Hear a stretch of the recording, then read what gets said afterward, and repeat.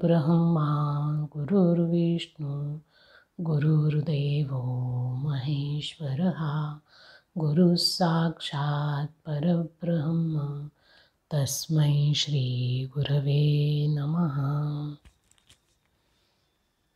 नमस्कार. आपण गुरु साक्षात परब्रह्म ही संकल्पना पाहतो आहोत. आपलं सामान्य जीवन जगत असताना ज्या वेळेला सद्गुरूंची प्राप्ती आपल्याला होते त्यावेळेला आपल्या जीवनामध्ये बदल व्हायला लागतो. आपल्या जीवनाचा तो टर्निंग पॉईंट असतो. नुसता बदल बाह्य स्वरूपात होत नाही तर अंतर्बाह्य अशा दोन्ही पातळीवरती आपलं जीवन बदलायला लागतं. जीवन बदलतं म्हणजे काय होतं तर जीवन जगत असताना ज्या गोष्टींना आपण महत्त्व देत असतो की त्या व्यतिरिक्त आपण आपल्या जीवनाचा विचारच करू शकत नाही, त्या गोष्टींकडे पाहण्याची आपली दृष्टी बदलते. आपल्या जीवनात कुठल्या गोष्टींना आपण जास्त महत्त्व देतो? एक तर आहे पैसा. पैशाव्यतिरिक्त आपण जीवन जगू शकतो हे आपल्याला मान्य नाही. बरं, किती पैसा मिळवायचा? जितका मिळवता येईल तितका मिळवायचा. आपल्या जीवनातली सगळी शक्ती आणि जीवनामध्ये मिळालेला सगळा वेळ फक्त आणि फक्त पैसा मिळवण्याकरता आणि मिळवलेल्या पैशातून वेगवेगळे उपभोग भोगण्याकरता माणूस ते वाया घालवत असतो. तर वाया घालवत असतो हा शब्द फार लोकांना पटणार नाही. जीवनामध्ये पैशाचं महत्त्व नाही, आर्थिक महत्त्व नाही असं नाही, ते आहेच. पैशांव्यतिरिक्त आपण बऱ्याचशा गोष्टी करू शकत नाही. धनसंपदा ही असावीच, उत्तम पद्धतीने असावी. पण सगळी शक्ती आणि सगळं जीवन केवळ आणि केवळ तेवढ्याकरता खर्ची करणं हे योग्य नाही. पैसा मिळवावा, वस्तूंचा उपभोग घ्यावा, पण त्याचबरोबर आपलं जे अंतर्विश्व आहे, जे सर्व शक्तींनी सामर्थ्यांनी संपन्न आहे, ते सुद्धा जाणून घेण्याचा प्रयत्न माणसाने करावा. आणि तो प्रयत्न तेव्हाच सिद्धीला जाऊ शकतो जेव्हा आपल्याला सद्गुरूंची प्राप्ती होते. म्हणून सद्गुरू ज्यावेळेला आपल्या जीवनामध्ये येतात त्यावेळेला आपल्या जीवनाकडे बघण्याचा दृष्टिकोन बदलायला लागतो. पैशांव्यतिरिक्त आपल्या जीवनामध्ये आणखीन महत्त्वाच्या गोष्टी असतात. त्या कोणत्या असतात? ते आपल्याला आध्यात्मिक जीवन जगताना अनुभवायला यायला लागतात. केवळ भौतिक जीवन जगणाऱ्यांचा या गोष्टींवर विश्वास नसतो किंवा हा सगळा वेडेपणा आहे. जे लोक नाकर्ते असतात, ज्यांना आपल्या जीवनामध्ये कुठलाही पुरुषार्थ करता येत नाही, ते लोक हे उद्योग करतात असंही म्हणणारे आणि मानणारे लोक भरपूर आहेत आपल्याकडे. त्यांची ही भावना, त्यांचा हा दृष्टिकोन त्यांच्यापुरता आपण ठेवावा. आणि आपल्याला हे मानवी जीवन मिळालेलं आहे, त्याचा सदुपयोग करून आपण जितकं काही ज्ञानाने संपन्न होता येईल, शक्तीने सामर्थ्यशाली होता येईल, अंतर्बाह्य, तेवढा प्रयत्न आपण करायला हवा. आणि तो तेव्हाच साधतो जेव्हा आपण आपल्या आंतरिक विश्वामध्ये येतो, आपण अंतर्मुख होतो, आपल्या जीवनाचा खऱ्या अर्थाने विचार करायला लागतो की आपल्याला जीवनामध्ये काय काय मिळवायचं आहे, आपण काय मिळवलं आहे आणि जे मिळवलं आहे त्याच्यातून आपल्याला कुठल्या प्रकारचा आनंद मिळतो आहे, कसा मिळतो आहे. तो आनंद मिळाल्यानंतर माझं मन तृप्त होतं आहे का, शांत होतं आहे का, असा विचार आपण करायला हवा. त्याचबरोबर आपल्याकडे ज्या ज्ञानाच्या परंपरा आहेत, प्राचीन कालापासून ऋषी मुनी आचार्य वेगवेगळे संत यांनी जे विश्व अनुभवलं आहे, अरूपाला रूप, शब्दाविना संवाद, हे ज्या प्रांतामध्ये त्यांनी अनुभवलं आहे ते नेमकं काय आहे, कसं आहे, आणि ते आपल्याला साध्य करता येईल का याचाही आपण विचार करावा. हा जेव्हा माणूस विचार करायला लागतो त्यावेळेला त्याचं जीवन बदलायला लागतं आणि प्रत्यक्ष गुरूंची प्राप्ती होते. गुरूंशी अनुसंधान साधत साधत गुरूंप्रती एकनिष्ठता, दृढ श्रद्धा मनामध्ये जशी परिपक्व व्हायला लागते तसं तसं आपलं आंतरिक विश्व हे अनुभव संपन्न व्हायला लागतं आणि तो शिष्य गुरूंच्या ठिकाणी पूर्णपणे समर्पित होतो. हे जे भौतिक पातळीवरती देहधारी गुरूंना तो शरण जातो, त्यांच्यावर श्रद्धा ठेवतो, त्यांच्याविषयी एक विशिष्ट भाव मनामध्ये ठेवून त्यांची भक्ती करतो, त्याच वेळेला त्याच्या अंतर्यामी जे गुरुतत्व आहे ते देखील विकसित व्हायला लागतं. आणि या गुरुतत्वाविषयीचाच भाग आपण थोडासा मागच्या वेळेला बघितला आहे. हे गुरुतत्व काय आहे तर हे गुरुतत्व अव्यक्त स्वरूपामध्ये आपल्या हृदयस्थ वास करत असतं आणि हे गुरुतत्व कायम आपल्याला अंतर्मुख व्हायला भाग पाडतं. आपण त्याच्याकडे लक्ष द्यावं, आपल्या जीवनाचं महत्त्व काय आहे ते जाणून घ्यावं, याच्या प्रतीक्षेत ते असतं. कधीकधी काही कारणांमुळे आपल्यामध्ये जी उद्विग्नता येते किंवा दुराग्रहामुळे आतून हे गुरुतत्व आपल्याला काही निर्देश देत असतं, त्याच्याकडे आपलं दुर्लक्ष होतं. बघा, आपण काही वेळेला असं म्हणतो की माझा अंतर आवाज मला अमुक अमुक सांगताय. आता हा अंतर आवाज कुठून येतो? हा आवाज जो येतो तो त्या आपल्या आत असणाऱ्या गुरुतत्वातून येत असतो. तो कायम आपल्याला सत्याकडे घेऊन जाण्याचा प्रयत्न करतो, शाश्वत काय आहे ते दाखवण्याचा प्रयत्न करतो. पण आम्हाला संसार करायचा असतो, संसारातल्या सगळ्या उचापती करायच्या असतात, संसारामध्ये आनंद शोधायचा असतो आणि म्हणून त्या गुरुतत्वाकडे आम्ही दुर्लक्ष करतो. जरी त्याच्याकडे दुर्लक्ष केलं तरी ते गुरुतत्व नाराज होत नाही. ते प्रतीक्षेत असतं की एक ना एक दिवस आपलं मन ह्या संसाराला विटून या गुरुतत्वाकडे निश्चितपणाने येईल, या गुरुतत्वाच्या ठिकाणी स्थिर होईल, हे गुरुतत्व जाणून घेण्याचा प्रयत्न करेल. हे गुरुतत्व अत्यंत उच्चतम आणि पवित्रतम असं असतं. याच्या पलीकडे उदात्त आणि उच्च अशी अवस्था नसते आणि याच्यापेक्षा पवित्र असं संपूर्ण विश्वामध्ये आपल्याला काहीही सापडत नाही. अत्यंत पवित्र, अत्यंत शिव म्हणजे पवित्र, शिवत्व त्याच्यामध्ये पूर्ण असतं आणि तितकं पवित्र पुन्हा आपल्याला जीवनात काही सापडत नाही. त्याच्याजवळ गेल्यानंतर आपलं मनही पूर्ण पवित्र होतं,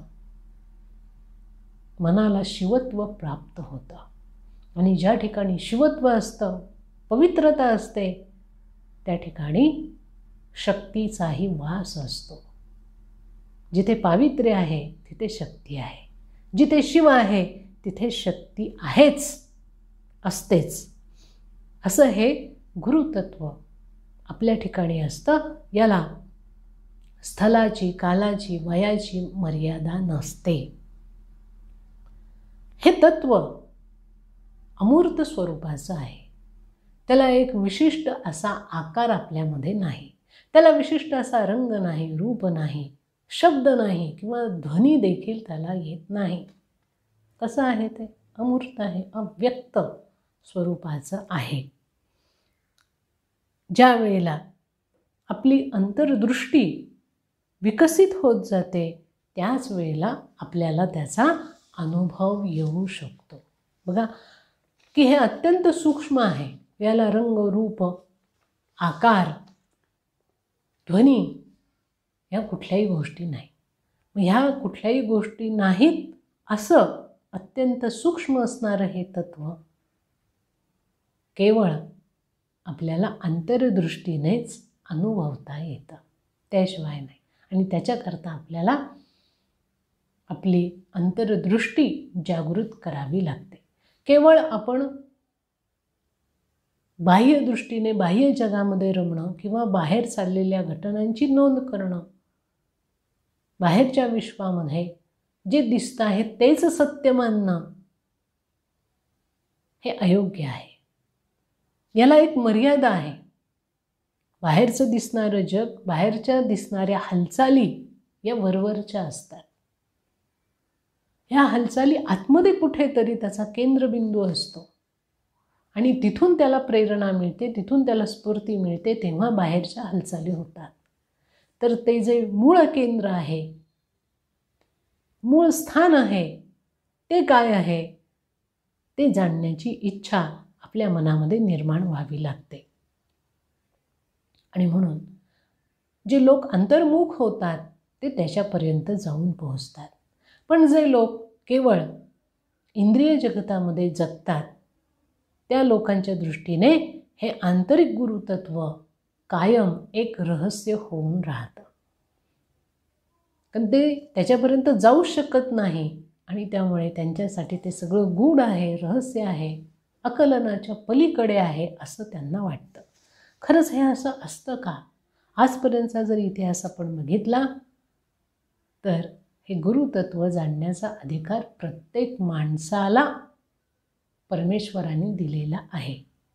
प्रत्येक माणसाला, मग तो स्त्री असो, पुरुष असो, श्रीमंत असो, गरीब असो, ज्ञानी असो, अज्ञानी असो, कुणीही असो द्यात, लहान बालक असो किंवा वयोवृद्ध असो, प्रत्येक माणसाला त्यांनी हा अधिकार दिलेला आहे की तो हे मनामध्ये अंतर्मनाला जागृत करून अंतर्यामी असणारं गुरुतत्व जाणून घे. पण आपणच असतो की आम्हाला आतमध्ये जायचंच नसतं. आम्हाला आत काय चाललं आहे, आत काय आहे हे समजून घेण्याची इच्छाच नसते. आम्हाला कायम बाहेर बघायचं असतं. जेवढं बाहेर बघता येईल तेवढं बघायचं आणि जेवढं बाहेर चाललं आहे तेवढंच सत्य मानायचं, अशीच आमची धारणा असते. आणि अशी जर धारणा असेल तर संपूर्ण जीवन जरी संपलं तरी सुद्धा त्या गुरुतत्वापर्यंत जाता येत नाही. म्हणून आधी आपला निश्चय असावा की मला माझ्या अंतर्यामी असणारं गुरुतत्व पाहायचं आहे, अनुभवायचं आहे, त्याची जाणीव करून घ्यायची आहे. आपल्या आतमध्ये असणारं हे जे गुरुतत्व आहे याच्याशी घनिष्ठता साधण्याकरता आपल्याला अशाच व्यक्तीला शोधावं लागतं की ज्याने हे गुरुतत्व जाणलं आहे. या आंतरिक गुरुतत्वाचा जो प्रतिनिधी आहे त्याचा तो प्रतिरूप आहे. आपल्या अंतर्यामी जे गुरुतत्व आहे ते जाणण्याकरता अशीच व्यक्ती आपल्याला शोधावी लागते की ती व्यक्ती त्या गुरुतत्वाचं प्रतिरूप आहे, त्याचं प्रतिनिधी आहे. आणि ते प्रतिनिधी म्हणजेच आपल्याला लाभलेले सद्गुरू. या उद्देशानेच गुरु आणि शिष्य यांच्यातला संबंध युगानुयुगे सुरक्षित ठेवलेला आहे. आपण जे म्हणतो की आपल्याकडे गुरु शिष्यांची परंपरा आहे, ती परंपरा काय आहे? ती हेच आहे की शिष्याला हे आत्मतत्व जाणून घेण्याची इच्छा असते आणि त्याच्यापर्यंत पोहोचवणारे बाह्य गुरु त्याला मदत करतात, सहकार्य करतात, तेव्हा तो त्या आत्मतत्वापर्यंत किंवा गुरुतत्वापर्यंत जाऊन पोहोचतो. आपल्याला लाभलेले गुरु हेच शिष्याच्या आत स्थित असलेल्या गुरुतत्वाचे प्रतीक असतात. म्हणजे आपल्या आतमध्ये जे गुरुतत्व आहे ते आणि आपल्याला प्रत्यक्ष भौतिक स्वरूपामध्ये जे गुरु लाभलेले असतात याच्यामध्ये अंतर नसतं. दोन्हीही तत्व एकच आहे. शिष्य स्वतःला गुरूंच्या चरणांवरती समर्पित करतो आणि त्यांच्या इच्छेनुसार त्यांची तो सेवा करायला लागतो. खरा जो शिष्य असतो की ज्याला हे कळतं की मला माझ्या त्या गुरुतत्वापर्यंत घेऊन जाणारे माझे गुरुच आहेत, आत्मज्ञान देणारे तेच आहेत, त्यावेळेला तो सगळे भाव बाजूला ठेवून केवळ समर्पणाचा भाव मनाशी धरून आपल्या गुरूंची मनोभावे सेवा करायला लागतो. त्याला हे माहिती असतं की गुरूंप्रती माझा जो विनम्र असा भक्तिभाव आहे तोच मला त्या गुरुतत्वाची अनुभूती करून देणार आहे. आपण मागे पण बघितलं की सद्गुरूंच्या ठिकाणी शिष्य जोपर्यंत नम्र होत नाही, विनम्र होत नाही, तसा तो वागत नाही, तोपर्यंत त्याला कुठल्याही प्रकारचं ज्ञान प्राप्त होत नाही. आत्ता आपण सध्या गुरूंची बाजू ही पाहतो आहोत. शिष्याची भूमिका, शिष्याचे भाव, शिष्याचं वागणं, शिष्याची लक्षणं, शिष्याचे प्रकार हे आपण अजून विचारात घेतलेले नाही. पण ज्याला हे गुरुतत्व अनुभवायचं आहे त्या शिष्याच्या ठिकाणी विनम्रता, समर्पण भाव हा फार महत्त्वाचा आहे. आणि ही नम्रता येण्याकरता सगळ्यात महत्त्वाचा भाग म्हणजे त्याला अहंकार दूर करता आला पाहिजे. आपला कर्तृत्व भाव मनातून पूर्णपणे काढून टाकता आला पाहिजे की करता करविता मी नाही. माझ्याकडनं जे जे कार्य होतं आहे, माझ्या देहाकडनं जे जे कार्य होताना दिसतंय त्याच्यामागे काम करणारी शक्ती वेगळी आहे. ती शक्ती म्हणजे मी नव्हे. ती शक्ती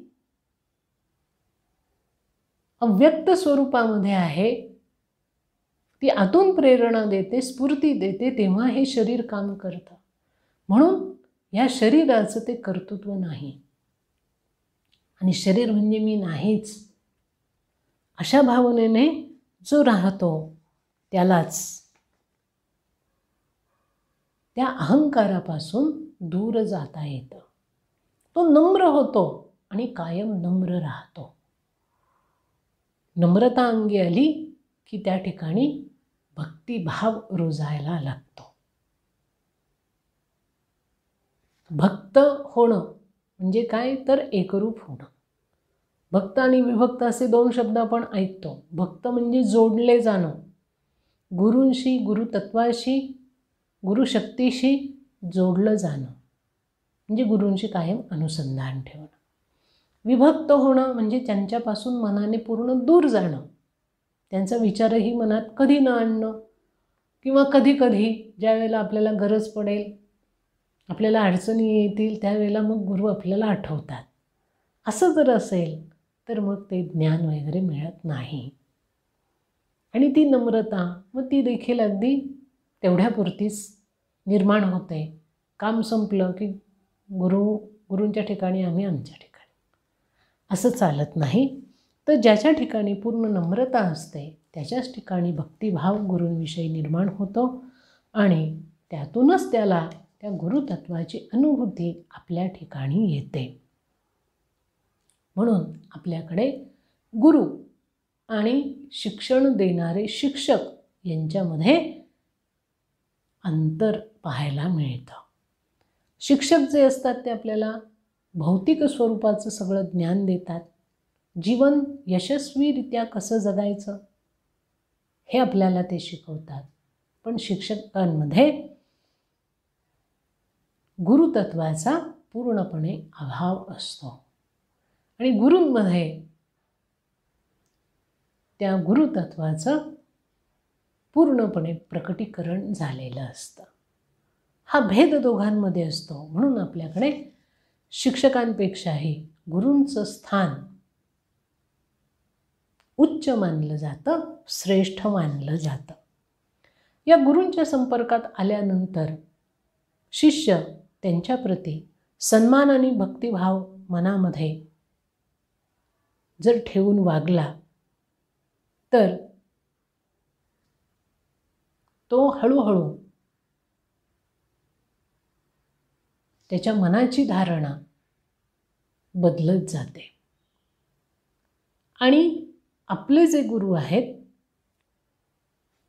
ते एक भौतिक शरीर जरी त्यांचं आपल्याला दिसत असलं तरी प्रबुद्ध चेतनेचं ते बाह्य आवरण आहे असं तो मानतो.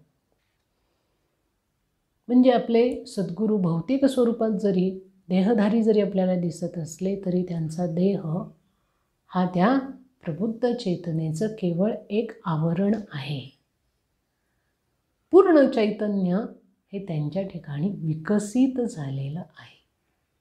चैतन्याचा पूर्ण आविष्कार गुरूंच्या ठिकाणी हळूहळू त्याला अनुभवायला येतो. केव्हा? जेव्हा गुरूंविषयी पूर्ण श्रद्धा, भक्तिभाव आणि गुरूंचं अनुसंधान मनामध्ये त्याच्या असेल तर, आणि आपल्या आत असणाऱ्या गुरुतत्वाशी तो त्यावेळेला संपर्क प्रस्थापित करू शकतो. म्हणजे 2 पातळीवरती त्याची वाटचाल चालू होते.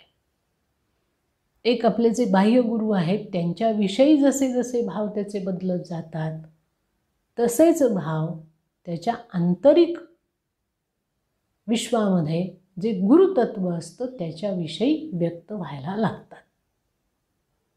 बाहेर जे व्यक्त होतात तेच आतमध्ये प्रतिबिंबित होत जातात. हे आपण लक्षात घेतलं पाहिजे.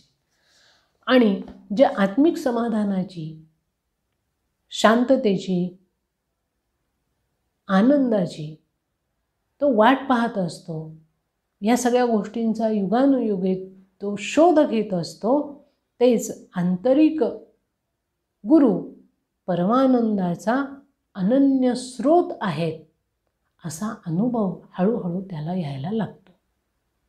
बघा, आपण अगदी सुरुवातीला देखील असं म्हटलं आहे की आपण गुरु कोणाला म्हणावं, तर ज्या व्यक्तीच्या जवळ आपण गेल्यानंतर आपलं मन पूर्णपणे शांत होईल,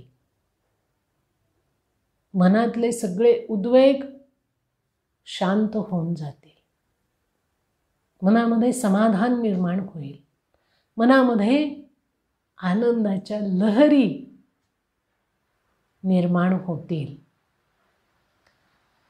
असं ज्यांच्या संघामध्ये वारंवार आपल्याला अनुभव यायला लागतो ते आपले सद्गुरू. कारण त्यांचा आणि आपला संबंध, ऋणानुबंध हा केवळ एका जन्माचा नसतो, अनेक जन्मांपासून गुरु हे आपल्या शिष्यांवर कृपा करत येतात, त्यांना धरून ठेवतात. म्हणून त्यांच्या सानिध्यात आल्यानंतर तेच भाव आपल्याला अनुभवायला येतात. आणि हे भाव मनात धरून ज्या वेळेला आपण गुरूंविषयी श्रद्धा ठेवतो, त्यांची सेवा करतो, त्या वेळेला तेच भाव आपल्याला आपल्या अंतर्यामी अनुभवायला येतात. हे जे काही बाह्य जीवन आपण जगतो ते जगत असताना त्यातल्या ज्या वस्तू आहेत त्या वस्तूंमधून आपल्याला सुख मिळतं किंवा त्या आपल्याला सुख देतात, म्हणून आपण त्याच्यामागे धावत असतो. त्यातून शाश्वत असं सुख आपल्याला मिळत नाही. आणि जिथं ते सुख नाही तिथं ते कसे मिळणार? बघा, ह्या सगळ्या गोष्टी आपल्या आंतरिक पातळीवर असतात, पण आपल्याला याची कल्पना नसते की जसं आपण बाह्य वस्तूंकडे पाहतो, एखादं फूल पाहतो, रंग पाहतो, चित्र पाहतो, एखादी सुंदर व्यक्ती आपण पाहतो आणि मग त्या वस्तूंमधून, त्या व्यक्तीमधून आपल्याला सुख मिळाल्याचा अनुभव येतो. खरं तर तो जो सुखाचा अनुभव असतो तो त्या वस्तूमधून आपल्याला येत नसतो. मग तो कुठून येतो? तर आपल्या आत असणारं जे अनंत सुखाचा, आनंदाचा स्रोत आहे त्या ठिकाणी आपलं मन एक क्षणभर एकाग्र होऊन जातं आणि त्या एकाग्रतेतून आपल्याला सुखाचा अनुभव येतो. पण आपल्याला असं वाटतं की ती वस्तू पाहिल्यानंतर मला सुख मिळतं, त्या वस्तूला जवळ घेतल्यानंतर मला आनंद मिळतो असं आपल्याला वाटत असतं. खरं तर हा सुखाचा स्रोत बाहेर नसतो, तो आपल्या आतच असतो. आतच आपल्या त्या आनंदाचा सगळा स्रोत खेळतो आहे. आपण मात्र त्याचा संबंध या बाह्य वस्तूंशी, बाह्य गोष्टींशी, बाह्य ज्या काही घटना घडतात व्यक्तींशी लावत असतो आणि त्या वस्तूंमध्येच आपण कायम आनंद शोधण्याचा प्रयत्न करतो, त्यांच्या मागे लागतो. बघा, असाही आपल्याला अनुभव येतो की एखादी वस्तू आपण पहिल्यांदा बघितली, पहिल्यांदा अनुभवली की आपल्याला त्यातून आनंद मिळतो. मग आपल्याला असं वाटतं की आपण वारंवार त्या वस्तूचा उपभोग घ्यावा, त्यातला आनंद आपण मिळवावा. दुसऱ्यांदा ज्या वेळेला परत आपण त्या वस्तूचा उपभोग घेण्याचा प्रयत्न करतो, तो पहिल्यांदा जितका आपल्याला अनुभव मिळतो, आनंद मिळतो, तितका आनंद दुसऱ्या वेळेला आपल्याला मिळत नाही. तिथे तो आनंद कमी झालेला असतो.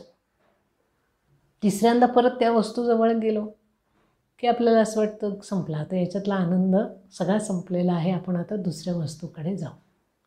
बघा, लहान मूल असतं, त्याला पहिल्यांदा ज्या वेळेला आपण नवीन खेळणी आणतो त्यावेळेला तो त्या खेळणीशी भरपूर खेळतो पहिल्यांदा आणल्यानंतर. नंतर दिवसेंदिवस तो त्या खेळणीकडे नंतर बघेनासा होतो. दुसऱ्या दिवशी त्याला त्यातला आनंद कमी वाटतो. तिसऱ्या दिवशी ती खेळणी दुसरीकडे कुठेतरी पडलेली असते. चौथ्या दिवशी आपण बळबळ त्याच्या हातामध्ये खेळणी दिलं तर तो फेकून देतो. त्याला असं वाटत असतं की आता मला हे नको आहे, मला अजून वेगळं काहीतरी हवं आहे. हे जसं असतं ना, तसंच आपलं असतं की आपल्याला समोर दिसणाऱ्या ज्या वस्तू आहेत त्या वस्तूंमध्ये आनंद आहे, सुख आहे असं आपल्याला वाटतं. तसं नसतं. तो सुखाचा स्रोत, आनंदाचा स्रोत आपल्या अंतर्यामी आहे आणि त्या अंतर्यामी असणाऱ्या त्या सुखाच्या स्रोताशी, आनंदाच्या स्रोताशी त्यावेळेला आपलं मन क्षणभर एकाग्र होतं आणि त्या आनंदाची अनुभूती आपल्याला येते. पण आपल्याला कळत नाही की तो आनंद आपल्याला आतून मिळाला आहे. आपल्याला असं वाटतं की तो आनंद त्या बाहेरच्या वस्तूंमध्ये आहे आणि त्याच्यातून तो मिळणार आहे. अहो, सगळ्या वस्तू जड आहेत, त्याच्यातून काय आनंद मिळणार? मिळत नाही. आनंदाचं खरं स्थान आपल्या अंतर्यामी असतं. आणि मग होतं असं की माणूस त्या वस्तूंकडे पाहिनासा होतो, निराश होतो. मग दुसरी वस्तू, दुसरी झाली की तिसरी वस्तू, असं जीवनभर वेगवेगळ्या वस्तूंमध्ये आनंद शोधण्याचा प्रयत्न करतो. तो अंतर्यामी डोकवत नाही की या आनंदाचं मूळ बीज कुठे आहे, मूळ स्थान कुठे आहे. पण गुरूंची प्राप्ती झाल्यानंतर मात्र अशाच प्रकारची प्रक्रिया आपल्या आत सुरू होते आणि गुरूंच्या प्रती आपलं बाह्य ज्ञान आणि त्यांचं अनुसंधान हेच आपल्याला आपल्या आंतरिक गुरूंशी जोडून ठेवायला भाग पडतं. गुरूंची प्राप्ती झाल्यानंतर होतं असं की त्या आनंदाचा स्रोत कुठे आहे ते आपल्याला कळायला लागतं. तो स्रोत बाहेर कुठे नसून आपल्या अंतर्यामीच आहे आणि अंतर्यामी वसलेलं जे गुरुतत्व आहे तिथेच ते सगळं एकवटलेलं आहे हे जाणवायला लागतं. आणि तिथपर्यंत हे बाह्य गुरु, भौतिकदृष्ट्या आपल्याला लाभलेले देहधारी गुरु आपल्याला तिथपर्यंत जाण्याचा मार्ग दाखवतात, तिथपर्यंत आपल्याला घेऊन जातात. आणि त्यात गंमत एक आणखी अशी आहे की आपल्या या बाह्य गुरूंशी जसं जसं आपण एकाग्र होत जातो, जसं जसं आपण अनुसंधान साधत जातो, तसं तसं आपल्या आंतरिक गुरूंशी देखील आपण तितक्याच तन्मयतेने जोडले जातो, त्याच्याशी एकरूप व्हायला लागतो. हा फार आल्हाददायक असा अनुभव असतो. जी गोष्ट आपण बाहेर अनुभवतो तीच गोष्ट आपल्याला आपल्या अंतर्यामी अनुभवायला मिळते. जे गुरुतत्व व्यक्तीच्या रूपामध्ये बाहेर आपण पाहतो, त्यांच्याशी संवाद साधतो, त्यांच्याकडून आपला भ्रमनिरास करून घेतो, भ्रम सगळे दूर करतो, आचरण शुद्धी करतो, तसं तसं आपल्या अंतर्यामी असणारं जे गुरुतत्व आहे त्याच्याशी आपण एकरूप व्हायला लागतो. आत आणि बाहेर अशा दोन्हीही पातळीवरती आपली वाटचाल ही त्यावेळेला होत असते आणि ती वाटचाल अत्यंत मनोहर स्वरूपाची असते. ती वाटचाल जोपर्यंत आपण शिष्यत्व पत्करत नाही आणि त्या शिष्यत्वामध्ये देखील गुरूंशी एकनिष्ठ होत नाही, या भौतिक जगातून थोडंसं बाजूला येऊन आंतरिक विश्वामध्ये रमत नाही, तोपर्यंत ते अनुभवायला येत नाही. आज या ठिकाणी आपण थांबूया. उद्या याचाच पुढचा भाग आपण पाहू. ओम श्री गुरुदेवाय नमः.